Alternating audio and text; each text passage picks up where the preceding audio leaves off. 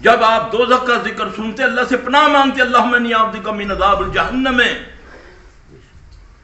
جب جنت کا سنتے پھر آپ کہتے اللہم انی اسألک جنت الفردوس. یہ طریقے ہیں، یہ اڈاپٹ کرو. ہنسی مذاق لطیفے یہ سارے دین کے ساتھ نہ کرو. واللہ قرآن سورہ مدثر میں اللہ کہتا ہے ایسے لوگوں کی کوئی شفاعت بھی کرے گا. شفاعت کس نے کرنی ہے؟ سب سے بڑی، سب سے پہلے بڑی شفاعت کرنی محمد صلی اللہ علیہ وسلم نے. یہاں اللہ فرماتا ہے جو دین کی باتوں کا مذاق اڑاتے ہیں، کوئی شفاعت کرنے والا بھی شفاعت کرے اس کے کام نہیں آئے گی.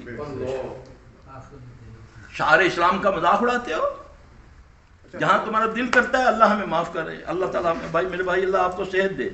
بس آپ نے کثرت سے پڑھنا لا الہ الا انت سبحان. کوئی ٹھنڈا گرم نہیں ہے، ہر اللہ کا ذکر رحمت، لیکن مسنون ہونا چاہیے. کل صبح آپ آئیں گے نا، وہ بچے کام کریں گے آپ کا. پھر آپ 9 بجے آئیں گے نا تو آپ کو 10:30 تک آپ فارغ کر دیں گے، پھر آپ مسجد میں آ جائیے گا گھر سے ہو کے. ٹھیک ہے نا؟ پھر گھر چلے جائیے گا. اللہ آپ کو شفا دے جی. لا باس طہورن انشاءاللہ. میرا نواسا ہے ہاسپٹل میں. جی بھائی بڑے عرصے سے بیمار ہو رہا تھا. اللہ اسے شفا دے. یہ اشتیاق کرو. وینٹیلیٹر پہ ڈالا ہوا ہے اس کو. بیٹی میری آئی ہوئی ہے میں دیکھتا ہوں وہاں پہ. دیکھتا ہوں انشاءاللہ تعالیٰ. بیٹی 8ویں مہینے میں فوت ہو گئی 4-5 ماہ پہلے. اچھا تو میں آپ کے درست سنتا رہتا تھا. اللہ مجید. میں نے پھر اس طرف کیا الحمدللہ. پہلے بینک کی نوکری کرتا تھا، بولا ہمارے قریب وہ چھوڑ دیا. اچھا اللہ پاک آپ کو بہت برکت دے. اللہ بہت برکت دے. میرے بھائی جو اللہ سے ڈر گیا، اللہ قرآن میں کہتا ہے وَمَن يَتَّقِ اللَّهَ يَجْعَل لَّهُ مَخْرَجًا. جو مجھ سے ڈر گیا میں اس کو ایسی جگہ سے رزق عطا کروں گا جو تیرے گناہ. اللہ کہہ رہا ہے بس اللہ تعالیٰ اپنی رحمت کرے، اپنے گناہوں کی معافی مانگ کرے. نماز کو ذریعہ بناؤ. اللہ کی قسم مسلمانوں نے نماز کو چھوڑ دیا، اللہ نے ان کو چھوڑ دیا. اللہ سے تعلق ہوتا ہے صرف نماز کے ساتھ. اللہ مدد کرتا ہے صرف نماز کے ساتھ. اللہ مدد کرتا ہے صبر کے ساتھ. اللہ خود کہتے ہیں وَاسْتَعِینُوا بِالصَّبْرِ وَالصَّلَاةِ. یہی کہتے ہیں نا. پہلے یہ آیت پوری سمجھو، کبھی اس پر پورے ہم غور کر لیں نا کہیں. اعوذ باللہ من الشیطان الرجیم وَاذْکُرُونِی اذْکُرْکُم. سنو غور سے، تم میرا ذکر کرو. کس کو بولا؟ ہر جن و انس کو. تم میرا ذکر کرو میں تمہارا ذکر. کون ذکر کرے گا؟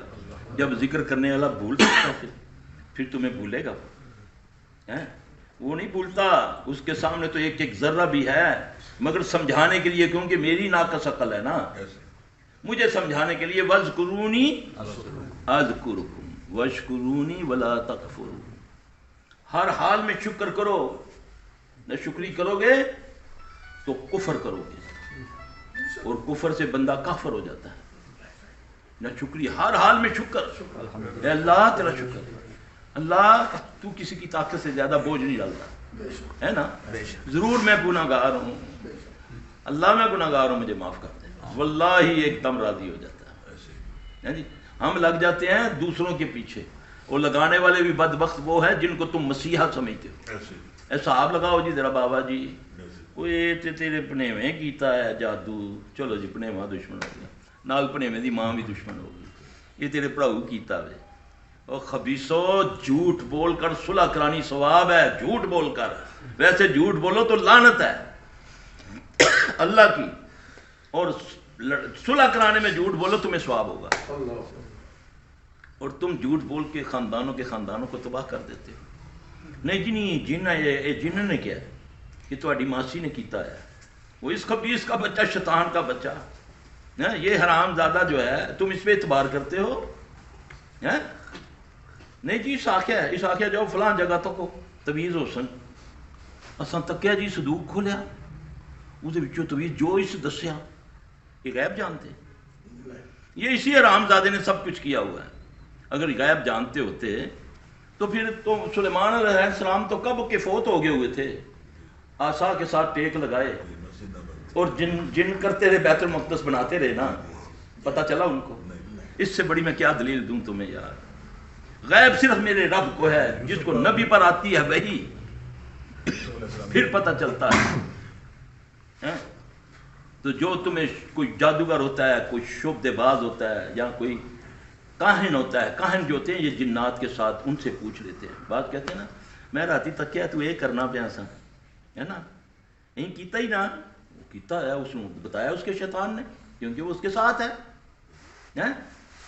سمجھو اس چیز کو کہ نبی صلی اللہ علیہ وسلم پر تو وہی آئے تو پتہ چلے، اس بدبخت کو مجھے دیکھ کے مجھے سب کچھ بتا دیا اس نے، یہ کیا ہے؟ اوے ظالموں، اوے تمہیں پاگل کر دیا ان پاگلوں نے، انہیں پتہ ہے یہ گائیں ہیں، گائیں۔ سیاستدان ہے وہ تمہارے دل میں وسوسہ ڈال رہا ہے، جی علماء سو ہیں وہ تمہارے دلوں میں وسوسے ڈال کر انتشار شرک و بدعت کے تمہارے لیے عبادت بنا دیا، جی تم جھکتے ہو انسانوں کے آگے، قبروں کے طواف کرتے ہو، جو اللہ جس کے لیے سزاوار تھا تم اس کے لیے انسانوں کو بنا لیا۔ یہ نہیں کہ یہ ہے کون، نہیں جی سرکار کچھ ہے، یہ کچھ کر دیں، جی ظاہر شیطان اس کی بات مارتا ہے، تمہیں دکھائے گا یہ کرتا ہے، اللہ نہیں کر سکتا۔ سبحانک اللہ۔ سرگودا میں 95 چاک کی اسلام آباد کے پیر جاتا تھا نا، وہ میرے بھائی صاحب یہاں جس نے بندے اتنے مروائے 9-10 مار، وہ اللہ محفوظ رکھے میرے بھائی۔ ایک کا لٹ جو اس نے طریقہ بتانا ہے، بس کرونی اذکرکم یا ایھا الذین آمنوا استعینوا بالصبر والصلاۃ، یہ اللہ کہہ رہا ہے۔ آؤ نہ مسجدیں آباد کرو، نہ اٹھو، نہ صبح فجر کے وقت دیکھو رزق کیسے ملتا ہے، بیماریاں کیسے دور ہوتی ہیں، اس وقت سوئے ہوتے ہو، ساری رات جاگتے ہیں ہم۔ اللہ اکبر کبیرہ، اللہ ہمیں معاف کرے۔ نماز کو اس طرح پڑھو جیسے نبی صلی اللہ علیہ وسلم نے فرمایا۔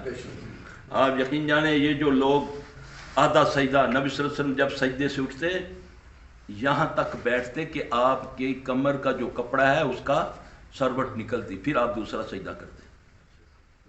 نبی صلی اللہ علیہ وسلم نے فرمایا صلو علیہ کما صلو علیہ، اعوذ باللہ من الشیطان الرجیم، صلو علیہ اعوذ باللہ من الشیطان۔ نماز اس طرح پڑھو جس طرح مجھے دیکھتے ہو۔ ہاں اب مجھے یہ بتائیں کہ آپ صلی اللہ علیہ وسلم 2 سجدے کے درمیان دعا پڑھتے ہیں، پھر دوسرا سجدہ کرتے ہیں، کبھی دعا پر غور کیا؟ جو چاہتا ہوں وہ کہا ہے کہ اس سمے، کیونکہ سب سے زیادہ قریب بندہ کب ہوتا ہے؟ سجدے میں۔ نماز میں سب سے زیادہ قریب کب ہوتا ہے اللہ کے؟ جب سجدے میں۔ اللہ کہتا ہے، نبی صلی اللہ علیہ وسلم آپ پڑھا کرتے اللہ مغفر لی، اے اللہ میری مغفرت کر دے، اللہ مغفر لی ورحمنی، مجھ پر رحم فرما، میں تو ڈھنوں ڈن، آدھی کمر جھکی ہوئی ہے ابھی اٹھا ہی نہیں ہے، پھر دوسرا سجدہ۔ اللہ کی قسم نبی صلی اللہ علیہ وسلم نے فرمایا کووں کی طرح ٹھونگے نہ مارو۔ آپ نے فرمایا ایسی نماز تمہارے منہ پر لپیٹ کر، گندے کپڑے میں، عورت کا حیض کے کپڑے کا نام ہے، لپیٹ کر تیرے قد سے اوپر ہونے سے پہلے تیرے منہ پر مار دی جاتی ہے، اور وہ نماز بد دعا کرتی ہے، اللہ جس طرح اس نے مجھے برباد کیا تو اس کو برباد کر۔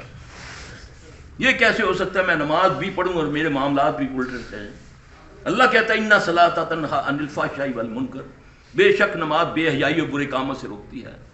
نماز بھی پڑھتا ہوں، فلمیں بھی دیکھتا ہوں، گانے بھی سنتا ہوں، غیبتیں بھی کرتا ہوں، چوری بھی کرتا ہوں، تو میں اللہ کی بات مانوں یا اپنے دل کی بات؟ اللہ کہتا ہے بے شک، اِنَّا لفظ اِنَّا ہے، اس میں کوئی شک نہیں کہ نماز بے حیائی برے کاموں سے روکتی ہے۔ میں 50 سال 60 سال سے نماز بھی پڑھوں پھر بھی میں وہی کا وہی ہوں۔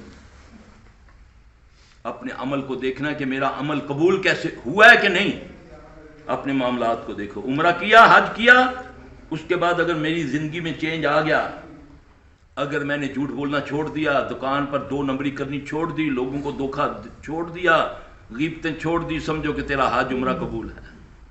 اگر وہی تیری عادت ہے تو سمجھ تو پیسے لگا کر آیا، تیرے پیسے سارے برباد ہو گئے، نہ تجھے عرفات میں کچھ ملا، نہ تجھے منی میں کچھ ملا، اور نہ ہی مزدلفہ میں ملا، نہ ہی حرم میں ملا، نہ صحیح میں ملا۔ اللہ اکبر کبیرہ۔ یہ ہے آج دیکھو کیا حال ہے اپنا، مسلمانوں کا دیکھو حال، عرب و عجم کو دیکھو، ذلت ان کا مقدر بن گئی۔